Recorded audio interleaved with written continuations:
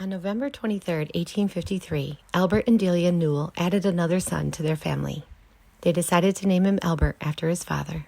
The couple would eventually have 6 children together. At the age of 1 year, 9 months, and 20 days, little Albert would pass away and be buried in this cemetery near his parents' hop farm and beside his grandparents.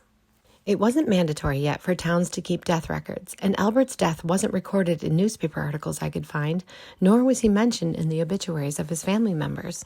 Child deaths were so common back then that it sometimes wasn't considered newsworthy. Albert's oldest sibling, Georgiana, received her education at the Cazenovia Seminary and married Mr. Edward Hamlin, one of 11 children of the large Hamlin family of Holland Patton, New York, who also was a hop farmer like her father.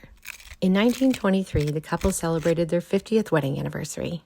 They were known as some of Oriskany Falls, New York's oldest residents and in excellent health, but 10 months later, Georgie would pass away at the age of 76, and it wouldn't be until 1930 Edward would join her when he was 87. Little Albert's brother Oliver moved to San Antonio, Texas, and became the district superintendent for the Pullman Railroad Company there.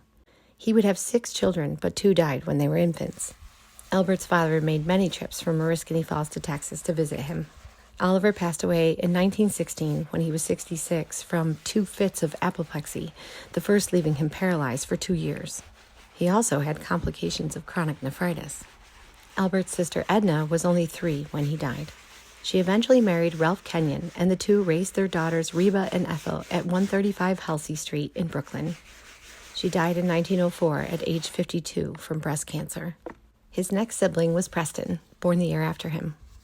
When Preston was 20 years old in 1876, he was working on his father's hop farm and soon was getting pretty warm.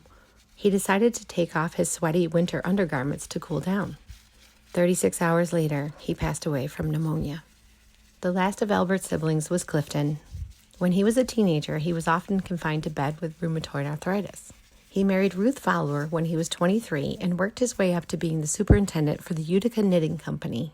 At the age of 68 in 1931, Clifton passed away from chronic nephritis, just like his brother Oliver had. The Newell family seemed to be very well off.